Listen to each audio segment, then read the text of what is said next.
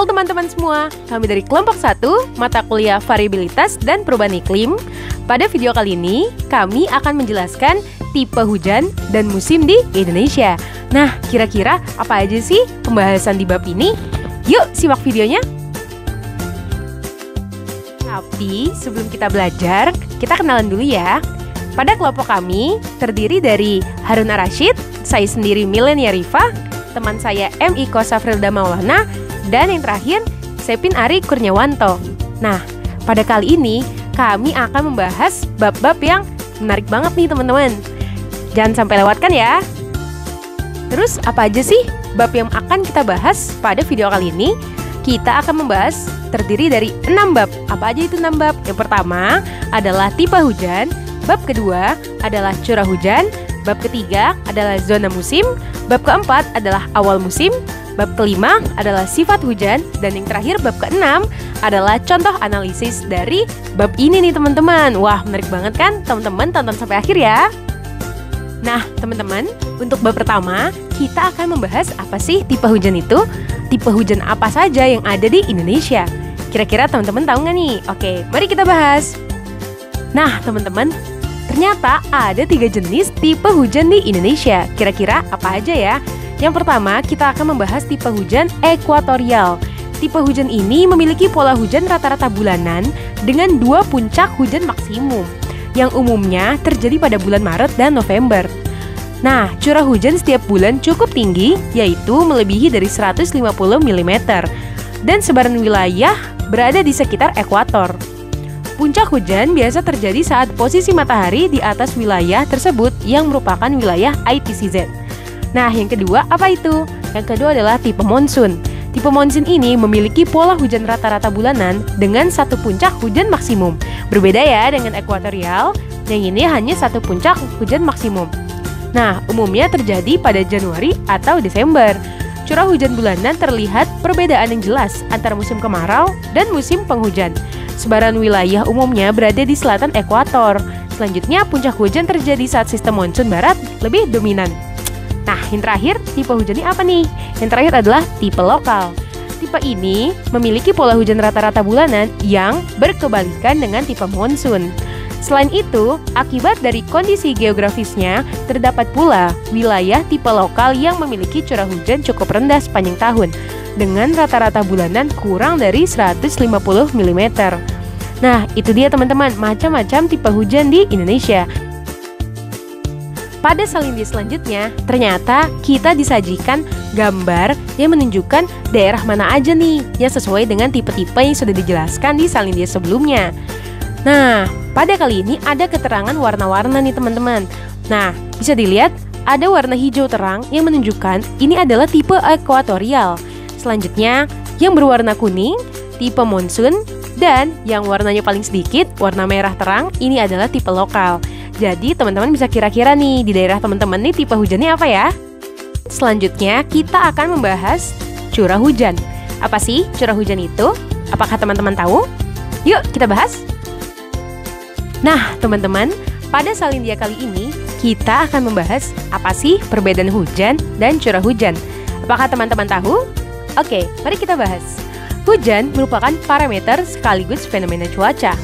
Sebagai parameter, hujan dapat diukur kuantitasnya.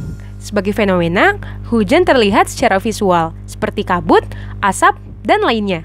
Sedangkan, curah hujan adalah ketinggian air hujan yang terkumpul dalam tempat yang datar, tidak menguap, tidak meresap, dan tidak mengalir. Dirumuskan sebagai H sama dengan V per A, yaitu volume dalam meter kubik dibagi luas alas penampang dalam meter persegi. Nah, Mil, kalau apa arti curah hujan 1 mm? Curah hujan 1 mm berarti bahwa pada luasan 1 meter persegi pada tempat yang datar tertampung air setinggi 1 mm atau tertampung air sebanyak 1 liter. Itu dia teman-teman pengertiannya. Sekarang udah lebih tahu kan? Selanjutnya yaitu zona musim. Zona musim ini terbagi menjadi 2, yaitu daerah ZOM atau daerah zona musim dan daerah non-ZOM atau daerah non-zona musim.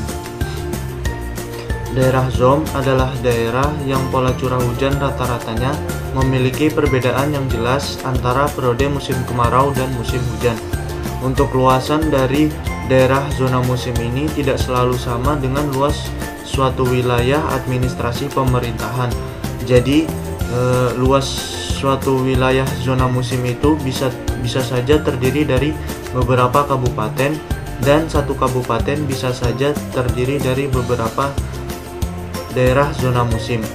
Sedangkan untuk daerah non-zone adalah daerah-daerah yang pola curah hujan rata-ratanya tidak memiliki perbedaan yang jelas antara musim hujan dan musim kemarau.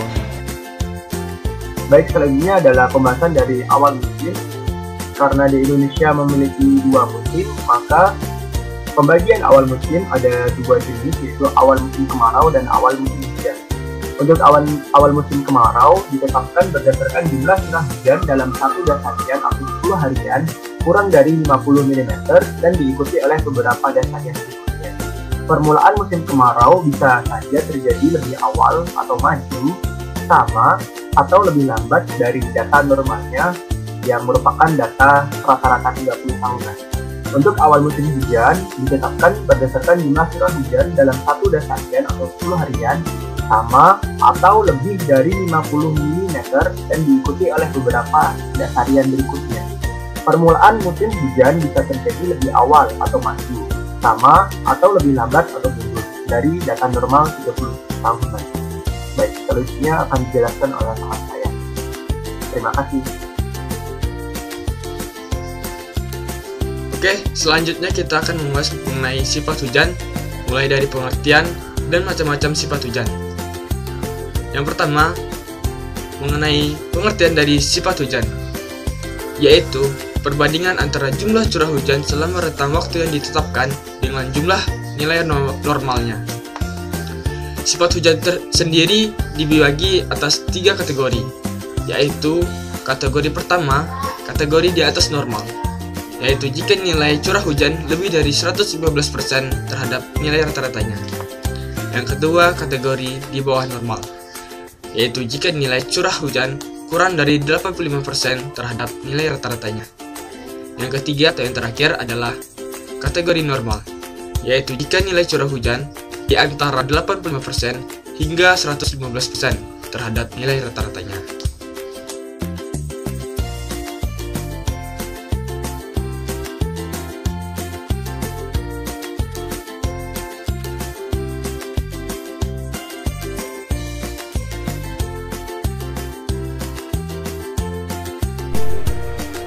Untuk contoh analisis yang pertama yaitu tipe ekuatorial, dan stasiun yang kita ambil yaitu Stasiun Meteorologi Iskandar, Pangkalan Bun. Data curah hujan yang digunakan dalam analisis kali ini merupakan data curah hujan dengan periode 30 tahunan mulai dari tahun 1990 sampai dengan tahun 2009. Data tersebut kita olah menggunakan Microsoft Excel untuk memperoleh grafik data curah hujan rata-rata 30, 20, 10, dan 5 tahunan yang kita gunakan untuk menganalisis tipe hujan, periode musim kemarau dan hujan, serta sifat hujan. Berikut ini merupakan grafik data curah hujan rata-rata 30, 20, 10, dan 5 tahunan. Yang dua pertama ini merupakan data curah hujan rata-rata 30 dan 20 tahunan dengan periode tahun 1990 sampai dengan tahun 2019. Yang kedua ini data curah hujan rata-rata 10 dan 5 tahunan. Jadi berdasarkan keempat grafik tersebut itu dapat terlihat bahwa pola curah hujan menunjukkan bahwa tipe hujan di wilayah Pangkalan Bun ini merupakan tipe ekuatorial. Hal ini selaras dengan tipe curah hujan ekuatorial, yaitu terdapat dua puncak hujan maksimum dan curah hujan setiap bulannya itu relatif cukup tinggi. Hal tersebut dapat kita lihat dari keempat grafik tersebut dan lebih jelas pada grafik curah hujan yang 5 tahunan. Dua puncak hujan tersebut itu terdapat pada bulan Maret ataupun April, dan puncak hujan lainnya yaitu pada bulan November maupun Desember. Selain itu, rata-rata curah hujan setiap bulannya di wilayah Pangkalan Bun ini dapat kita lihat itu dapat mencapai lebih dari 100 mm, yang mana hal tersebut selaras dengan tipe curah hujan ekuatorial, yaitu rata-rata curah hujan setiap bulannya itu relatif tinggi. Selanjutnya, untuk mengetahui sifat hujan yang terjadi di wilayah Pangkalan Bun, kita perlu melakukan perbandingan data curah hujan 5 tahunan dengan jumlah curah hujan normalnya atau data curah hujan 30 tahunan. Di samping ini merupakan grafik perbandingan antara data curah hujan 5 tahunan dan 30 tahunan di wilayah Pangkalan Bun. Berdasarkan grafik tersebut, dapat terlihat bahwa dalam periode 1990 sampai dengan tahun 2019 itu curah hujan di wilayah Pangkalan Bun ini masih termasuk dalam kategori curah hujan yang bersifat normal, di mana pada grafik terlihat bahwa curah hujan itu masih berada di antara 85% sampai dengan 115%. Baik, selanjutnya adalah salah satu analisis tipe monsunal atau monsun di Stasiun Meteorologi Sultan Hasanuddin Makassar. Dan berikut merupakan rata-rata curah hujan 30 tahunan, 20 tahunan, 10 tahunan, hingga 5 tahunan. Dari data curah hujan terlanjur tersebut, dapat disimpulkan bahwa Sulawesi Selatan atau Kota Makassar memiliki tipe monsun. Hal ini selaras dengan ciri tipe monsun, yaitu terdapat satu puncak hujan maksimum dan terdapat perbedaan yang jelas antara periode musim kemarau atau curah hujan kurang dari 150 mm dan juga periode musim hujan dengan curah hujan lebih dari 150 mm. Untuk mengetahui periode musim hujan dapat dilihat pada data curah hujan 30 tahunan untuk Kota Makassar yang didominasi musim hujan berawal dari bulan November hingga bulan April. Hal ini ditunjukkan dengan nilai rata-rata curah hujan pada bulan tersebut masih di atas 150 mm. Dan untuk musim kemarau berawal dari bulan Mei hingga bulan November. Selanjutnya terdapat data perbandingan CH 5 tahunan dengan 30 tahunan dalam persen. Berdasarkan grafik tersebut, dapat diketahui bahwa pada periode tahun 1989 hingga 1993 dan hingga 2014 hingga 2018 memiliki sifat hujan di atas normal dengan memenuhi syarat rasio perbandingan dengan curah hujan rata-rata selama 30 tahun di atas 115%. Baik, terima kasih. Selanjutnya akan dijelaskan oleh teman saya.